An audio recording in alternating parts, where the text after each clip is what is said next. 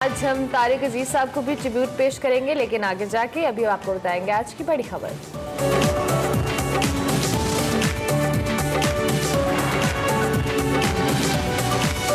पहला ट्रिब्यूट जो है वो अरमला हसन पेट्रोल की कीमत को पेश करेंगी, दूसरा पंजाब असेंबली के इजलास को, एंड देन तारिक अजीज साहब। हमारे मुल्क में कैसी खबरें हैं यार, प्रायोरिटी देखें ना, ये मसला है असल में पूरे मुल्क के साथ, इसीलिए तो देख ले सूरत हाल हो क्या रही है। खैर एक दूसरे के साथ जुड़ी होती है जी सारी सूरत हाल। अगर माशी बात करें या सियासी बात करें, इस वक्त अगर मैं कहूँ कि तबाही के दहाने पे हैं दोनों सूरत हाल, माशी भी और सियासी भी तो गलत नहीं होगा। हुकूमत और पाकिस्तान तहरीक इंसाफ की जानिब से इस माशी बहरान और महंगाई की जिम्मेदारी एक दूसरे पर डाली जा रही है, इल्ज़ाम तराशी का सिलसिला जारी है। एक कहता है इन्होंने किया, दूसरा कहता है इन्होंने किया।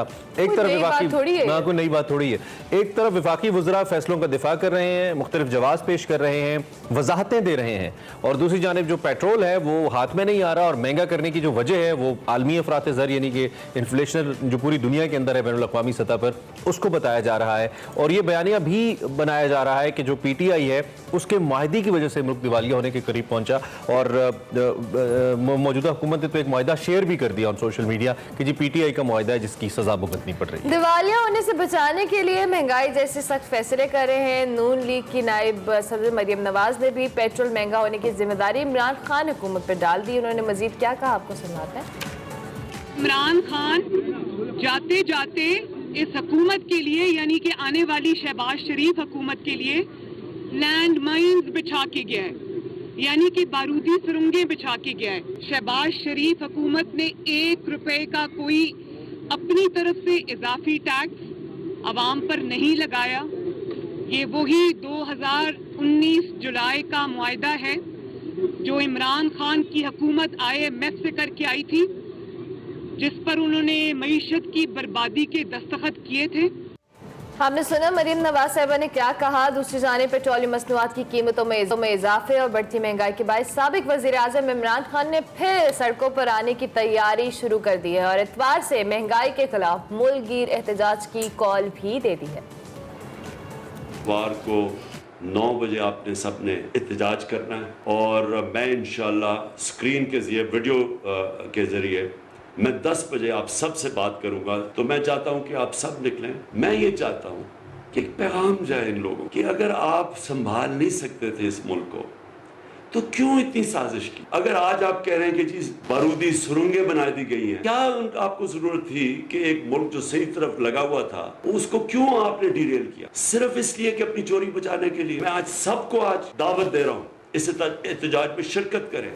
दूसरी जानिब NA 240 ज़िमनी इंतखाबात की बात करें। रात को बड़ी गहमा गहमी रही। ये नशिस्त MQM पाकिस्तान के इकबाल मोहम्मद अली खान साहब के इंतकाल से खाली हुई थी, जो इंतकाल कर गए थे। गुज़िश्ता ज़िमनी इंतखाब हुआ जिसमें MQM TLP के दरमियान तगड़ा मुकाबला हुआ, और ये वो मुकाबला है जो मैं बीइंग जर्नलिस्ट बहुत अरसे से एक्सपेक्ट कर रहा था कि ये कब होगा कि TLP का इतना वोट बैंक होगा। तो कल वो मुकाबला हमने देखा जी, और गैर हतमी जो नताइज सामने आया उसके मुताबिक जो MQM के अबू बकर साहब हैं वो 10,683 वोट्स लेकर कामयाब करार पाए। दूसरी जानिब जो TLP के शहजादा शाहबाज हैं वो 10,618 वोट लेकर दूसरे नंबर पर रहे, और MQM और तहरीक लब्बैक की जो जीत का ओवरऑल मार्जिन है वो तकरीबन 65 वोट का है, जो कि बहुत ही कम है। लेकिन दूसरी जानिब जो टर्नआउट है अरमला वो भी बड़ा कम रहा, ऑलमोस्ट 8% टर्नआउट भी रहा, जो कि बहुत ही कम है इस सारी। और पोलिंग के दौरान एज यूजुअल सियासी जमातों के दरमियान शदीद तसादुम और कशीदगी भी देखने में आई। जो अगर मुख्तलिफ इलाकों में बात करें तो फायरिंग और लड़ाई झगड़ों के वाक़यात में एक अफराद जाँ बाग भी हुआ और कई अफराद जख्मी भी हुए। और इस हवाले से हम जो PSP है उनका दावा है कि जो जांबाग शख्स था वो उनका कारकुन था। इस हवाले से मजीद अपडेट ले लेते हैं। हमारे साथ सलमान मौजूद हैं, राहील से हम बात कर लेते हैं। राहील, बहुत शुक्रिया। सबसे पहले तो हम ओवरऑल अगर गैर हतमी गैर सरकारी नताइज के हवाले से बात करें तो क्या गिनती का अमल जो है कहाँ तक पहुँचा, क्या रिपोर्ट्स है इस हवाले से, और फिर जो तसादुम के वाक़यात हुए इस हवाले से भी हमें अपडेट कीजिएगा। देखिए अरमला, कल जो NA 240 में हुआ ज़िमनी इंतखाब के मौके पर वो कराची में कुछ नया नहीं है। कराची में इससे कहीं ज़्यादा बड़े वाक़यात हो चुके हैं इलेक्शन के ही मौके पर। 2013 का इलेक्शन हो, 2018 का इलेक्शन हो। 2013 में जब इलेक्शन हुआ था तो उस इलेक्शन वाले दिन ही जो है यहाँ पे कराची में 2 बम धमाके हुए थे, जबकि फायरिंग के वाक़यात अलग थे। इसी तरह जब भी यहाँ पे इलेक्शन के मौके आए तो उसी तरह से यहाँ पे कराची शहर में अमन अमान की सूरत ख़राब ज़रूर होती है। हर सियासी जमात चाहती है कि उसके वोटर ज़्यादा से ज़्यादा बढ़ जाए। कल जब इलेक्शन का दिन था तो इसमें सबसे बड़ी बात ये थी कि इसमें टर्न आउट बहुत ही कम रहा। 5.5 लाख तकरीबन जो है वोटर्स थे और जो कैंडिडेट जीता है उसमें जो है वो 10,500 से कुछ ही ज़्यादा वोट हासिल किए हैं। तो ये अगर हम इसका शरह फीसद निकालें तो ये तकरीबन 8-8.5% बनता है, जो कि इंतहाई कम है। इसकी सबसे बड़ी वजह तो ये थी कि एक वर्किंग डे में ये इलेक्शन रखा गया। अगर छुट्टी के दिन रखा जाता है, जैसे हफ्तावार तातील होती है हफ्ता या इतवार को, तो शायद टर्न आउट थोड़ा ज़्यादा होता। उसके अलावा जब यहाँ पे दोपहर 3-3:30 बजे तक सिचुएशन बिल्कुल नॉर्मल चल रही थी, बिल्कुल पीसफुल था सब कुछ और पोलिंग का अमल जो है वो नॉर्मल चल रहा था, लेकिन अचानक ही 3-3:30 बजे के बाद जो वो सूरत-ए-हाल एकदम चेंज हो गई और जो हाथापाई के वाक़यात हो रहे थे मुख्तलिफ जमातों के कारकुनों के दरमियान, वो एक मुसल्लह तसादुम की सूरत-ए-हाल इख्तियार कर गया। और इस मौके पर इलाका यूँ समझ ली कि गोलियाँ जो है वो गोलियों की तड़तड़ाहट से गूंज रहा था इलाका पूरा। लाडी तो राहील, ये मालूम हो पाया कि ये शुरू किसने किया था और क्या फिर इस सिलसिले में कुछ गिरफ्तारियां भी हुई, पुलिस ने भी कोई अपना रोल प्ले किया?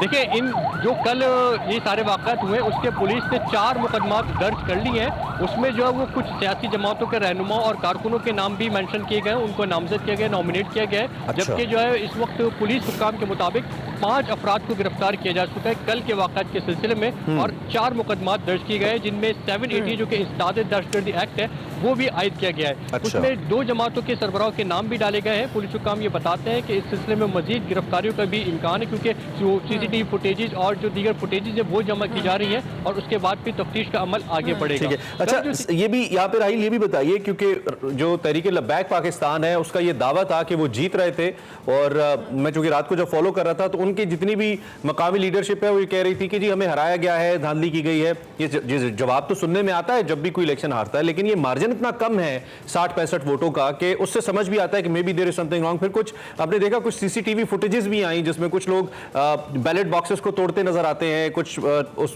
पेपर्स को, बैलेट पेपर्स को उठाते नजर आते हैं और आगे भिजवाते नजर आते हैं। तो इसके बाद अब क्या सूरत हाल है? क्या आज चूंकि जुम्मा भी है, तहरीक लब्बैक का एक मजहबी ताल्लुक भी है, तो क्या कुछ ऐसा तो नहीं कि एहतजाज हो रहा हो? आज की क्या सूरत हाल है सुबह?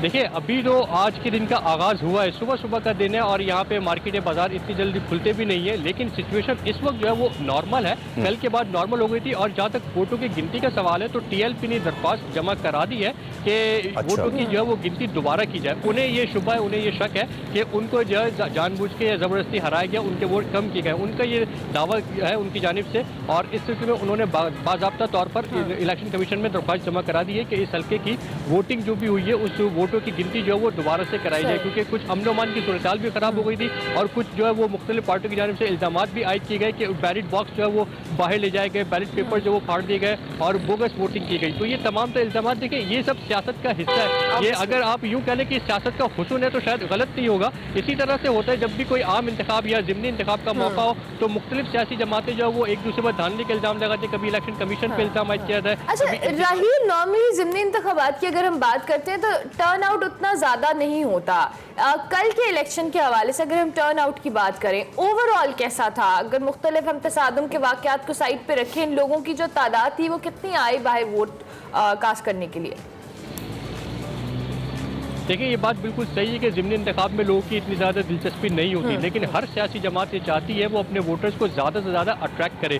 लेकिन जैसा कि मैंने पहले भी कहा कि कल का जो वो सबसे बड़ा जो एक तरह से आप कह लें कि मिसमैनेजमेंट थी, वो ये थी कि एक वो वर्किंग डे में रखा गया। अगर वो हफ्तेवार तातील में रखा जाता, लेट्स से कि सैटरडे या संडे को रखा जाता, तो शायद मुमकिन तौर पर यह टर्नआउट थोड़ा बढ़ जाता। लेकिन चूँकि एक वर्किंग डे में रखा गया था, लोग अपने रोज़ी रोज़गार में मसरूफ थे, तो इस वजह से भी टर्नआउट कम रहा और यूजुअली इतना ज़्यादा होता भी नहीं है। लेकिन एक 5-5.5 लाख के वोटर्स में सिर्फ और सिर्फ जो कैंडिडेट जो जीता है वो 10,500 समथिंग से जीता है, तो वो एक यकीनी तौर पर बहुत ही ज़्यादा कम टर्नआउट रहा। ये अगर हम इसको फीसद में निकालें तो कोई 8-8.5% ये बनता है, तो जो कि इंतहाई कम था। वोटर्स ने जो है वो ज़्यादा दिलचस्पी का इजहार नहीं किया, लेकिन जब वो शाम को जो आखिरी जो आवर्स होते हैं, लेट से कि आखिरी 3 से 5 के जो आवर्स होते हैं, आखिरी 1 से 2 घंटे, तो वो जो है वो बहुत ज़्यादा क्रूशल होते हैं। उसमें वोटर्स को ज़्यादा से ज़्यादा सियासी जमातें चाहती है कि वो पोलिंग बूथ तक लेकर आ जाए, और वही सब कुछ हो रहा था। उस वक्त गहमा-गहमी बहुत ज़्यादा थी। हर सियासी जमात के कारकुन जो पुरजोश है और उनकी भरपूर कोशिश थी कि ज़्यादा से ज़्यादा वोटर्स को घरों से निकाल के या उनसे राब्ते करके उनको पोलिंग बूथ तक लाया जाए, उनका वोट कास्ट कराया जाए। उसी दौरान जो ये सारी सिचुएशन गड़बड़ हुई है, उसी में फिर जो है वो मुसल्लह तसादुम हुआ, फायरिंग हुई, जिसमें एक शख्स जो है वो जाँ बाक हुआ फायरिंग से, जबकि जो है वो कोई 12 से 15 हो गया। राहील, थैंक यू वेरी मच, बहुत शुक्रिया।